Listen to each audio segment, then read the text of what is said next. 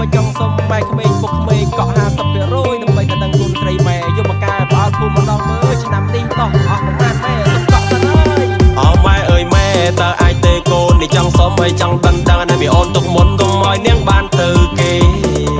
អោម៉ែអើយម៉ែតើអាចទេកូននេះចង់សុំឲ្យចង់ដឹងដឹងណាមីអូនទុកមុនកុំឲ្យនាងបានទៅគេកក់ម៉ែ50%ម៉ែកើតយ៉ាងណាដែរពេលចប់ចូលឆ្នាំកូនសើរអើយពុកម៉ែពេញវិញហើយឥឡូវនេះជីវិតកូនតកយ៉ាហើយកូនកំពុងរករាកសមែកក់បន្តិចសិនឥឡូវនេះជីវិតកូនតកយ៉ាហើយកូនកំពុងរករាកសមែកក់បន្តិចសិនពេលចាប់ចូលឆ្នាំកូននឹងខិតខំប្រឹងលៃលោកឲ្យគ្រប់តាមនឹងរួចកាយជាមួយកូនស្រីម៉ែអោម៉ែអើយពេលនេះខ្ញុំមានខ្លះហើយនៅមិនចង់យូរឡើយចង់បាននាងថែ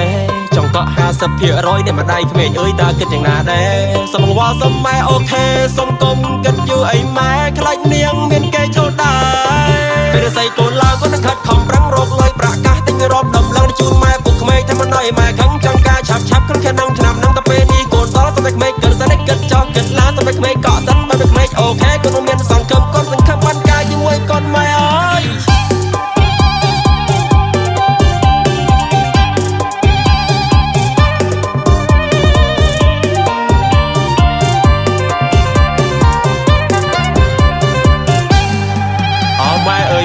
តើអាចទេកូននេះចង់សុំឲ្យចង់ដឹងដឹងណាមីអូនទុកមុនកុំឲ្យនាងបានទៅគេ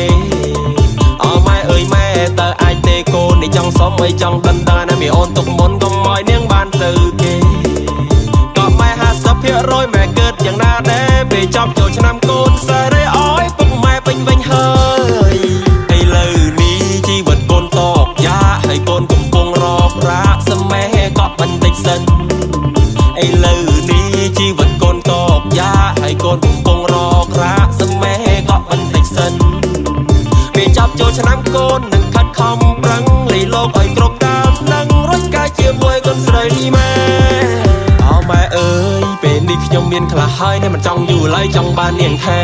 ចង់កក់50%នៃម្ដាយក្មេងអើយតើគិតយ៉ាងណាដែរសុំវល់សុំម៉ែអូខេសុំកុំគិតយូរអីម៉ែខ្លាចនាងមានគេចូលដែ